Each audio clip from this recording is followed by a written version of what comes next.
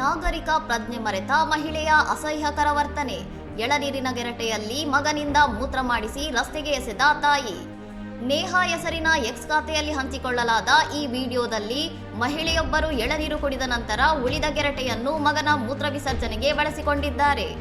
ಅಷ್ಟಕ್ಕೆ ನಿಲ್ಲದ ಮಹಿಳೆ ಮೂತ್ರ ತುಂಬಿದ ಆ ಗೆರಟೆಯನ್ನು ಸಾರ್ವಜನಿಕ ರಸ್ತೆಗೆ ಎಸೆಯುವ ಮೂಲಕ ಸ್ವಚ್ಛತೆ ಮತ್ತು ನಾಗರಿಕ ಜವಾಬ್ದಾರಿಯನ್ನು ಸಂಪೂರ್ಣವಾಗಿ ಗಾಳಿಗೆ ತೂರಿದ್ದಾರೆ.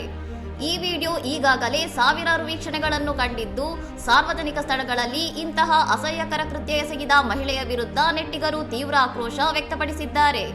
ಇದು ಭಾರತೀಯ ಜುಗಾಡಲ್ಲ, ಬದಲಾಗಿ ನಾಗರಿಕ ಪ್ರಜ್ಞೆಯ ಕೊರತೆ ಎಂದು ಬಳಕೆದಾರರು ಕಮೆಂಟ್ ಮಾಡುವ ಮೂಲಕ ಈ ವರ್ತನೆಯನ್ನು ಖಂಡಿಸಿದ್ದಾರೆ.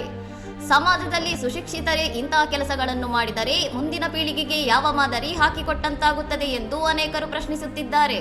ಇನ್ನಷ್ಟು ಸುದ್ದಿಗಳಿಗಾಗಿ ನೋಡ್ತಾ ಇರಿ ಸೌರಂ ಟಿವಿ.